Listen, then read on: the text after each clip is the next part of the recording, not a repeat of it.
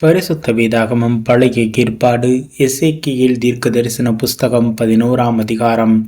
பின்பு ஆவியானவர் என்னை எடுத்து என்னை கர்த்தருடைய ஆலயத்தின் கிழக்கு முகமாய் இருக்கிற வாசலுக்கு கொண்டு போனார்.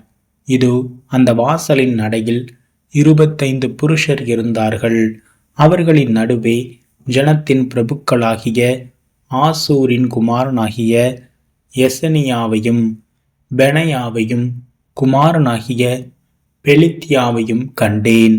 அப்பொழுது அவர் என்னை நோக்கி, மனுபுத்திரனே, இவர்கள் இந்த நகரத்திலே அக்கிரமமான நினைவுகளை நினைத்து தூராலோசனை சொல்லுகிற மனுஷர். இது வீடுகளை கட்டுவதற்கு காலமல்ல என்றும், இந்த நகரம் பானை, நாங்கள் அதிலுள்ள இறைச்சி என்றும் சொல்லுகிறார்கள்.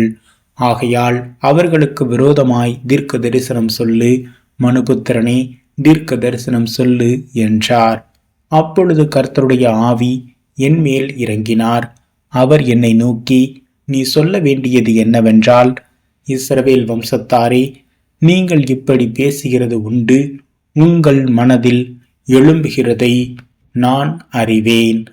இந்த நகரத்தில் நீங்கள் அநேகரை கொலை செய்தீர்கள், அதன் வீதிகளை கொலையுண்டவர்களால் நிரப்பினீர்கள் என்று கர்த்தர் சொல்கிறார். ஆகையால் நீங்கள் கொலை செய்து அதன் நடுவிலே போட்டுவிட்டீர்களே, இறைச்சியும் இந்த நகரம் பானையுமாமே. உங்களையோ அதற்குள் இராதபடிக்கு புறம்பாக்குவேன் என்று கர்த்தராகிய ஆண்டவர் சொல்கிறார். பட்டயத்துக்கு பயப்பட்டீர்கள், பட்டயத்தையே உங்கள் மேல் வரப்பண்ணுவேன் என்று கர்த்தராகிய ஆண்டவர் சொல்லுகிறார்.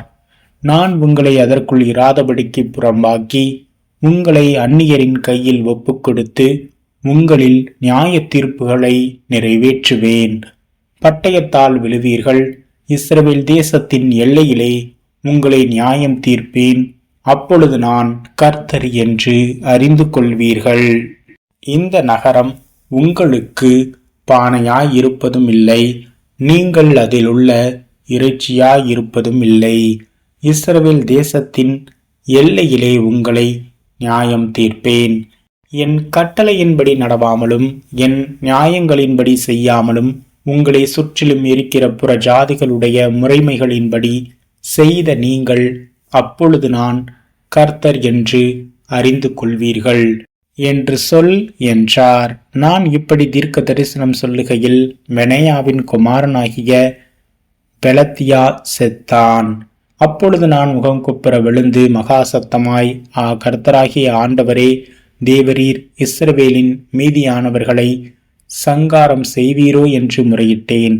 அப்பொழுது கர்த்தருடைய வார்த்தை எனக்கு உண்டாகி, அவர், மனுபுத்திரனே, நீங்கள் கர்த்தரை விட்டு தூரமாய் போங்கள்.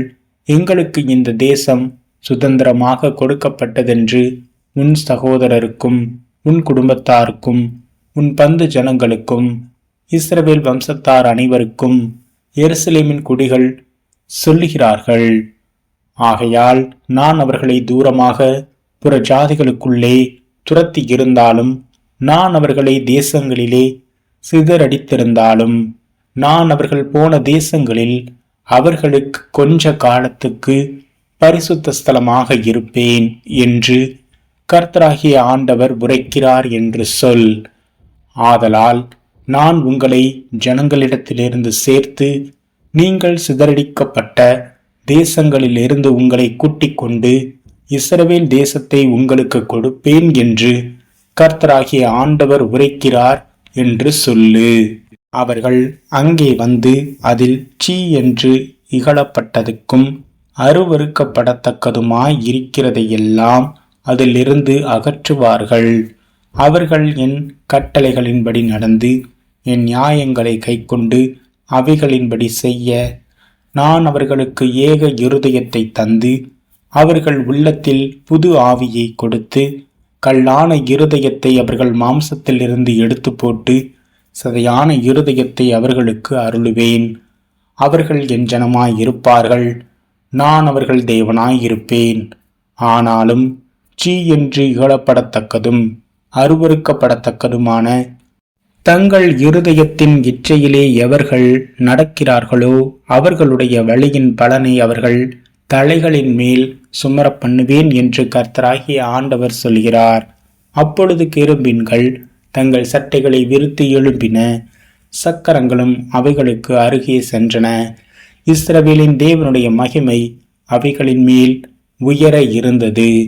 கர்த்தருடைய மகிமை நகரத்தின் நடுவில் இருந்து எழும்பி நகரத்துக்கு கிழக்கே இருக்கிற மலையின் மேல் போய் நின்றது.